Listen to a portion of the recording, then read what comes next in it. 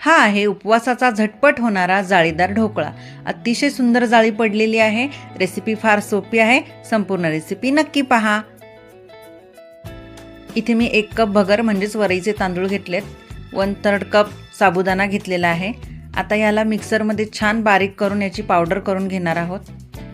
आता एका भांड्यामध्ये इथे मी 1 कप पाणी, 1 टीस्पून सायट्रिक ॲसिड म्हणजेच लिंबू सत्व, 1 टेबलस्पून साखर, 1 टीस्पून मीठ, 1 टीस्पून हिरवी मिरची ठेचलेली आणि 2 टेबलस्पून तेल घेतलेले आहे।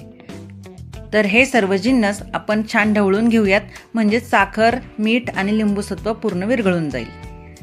आता इथे आपल्याला तयार केलेले पीठ म्हणजेच 1.5 कप पीठ आपल्याला छान गाळून घ्यायचे आहे, म्हणजे कुठल्याही प्रकारच्या गुठळ्या यामध्ये तयार होणार नाहीत।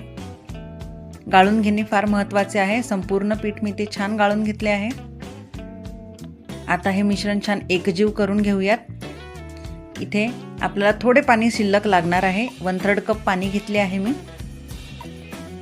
आता तुम्ही इथे कन्सिस्टन्सी बघू शकता, छान कन्सिस्टन्सी आलेली आहे। आता 10 मिनिटे आपल्याला हे झाकून ठेवायचे आहे। तोपर्यंत आपण इथे ढोकळा शिजवण्यासाठी तयारी करूयात। 3 कप पाणी घेतलेले आहे मी।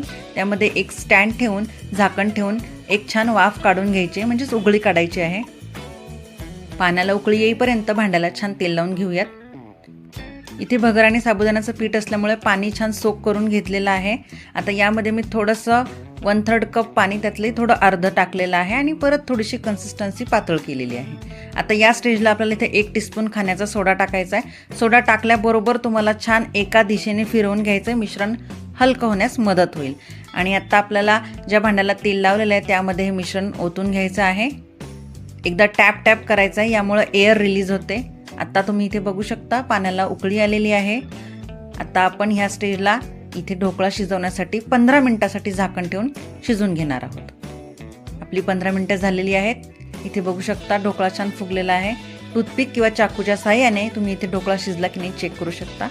ढोकळा शिजलेला आहे, काढून घेऊयात, थंड होऊ देऊयात। तोपर्यंत आपण इथे फोडणी तयार करून घेणार आहोत।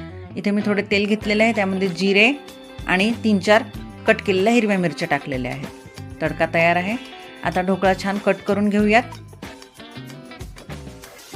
ढोकळा कट केल्यानंतर एका प्लेटमध्ये आपल्याला तो छान ट्रान्सफर करून घ्यायचा आहे। लक्षात घ्या, थंड केल्यानंतर ढोकळा कट करून घ्यायचा आहे। इथे ढोकळा सर्व करूयात। संपूर्ण ढोकळ्यावरती फोडणी छान पसरवून घेऊयात। इथे तुम्ही बघू शकता खूप छान ढोकळा झालेला आहे, छान जाळी पडलेली आहे। तर हा झटपट उपवासाचा ढोकळा या नवरात्रीमध्ये नक्कीच तयार करून बघा आणि रेसिपी आवडल्यास लाईक, शेअर आणि सबस्क्राईब करायला विसरू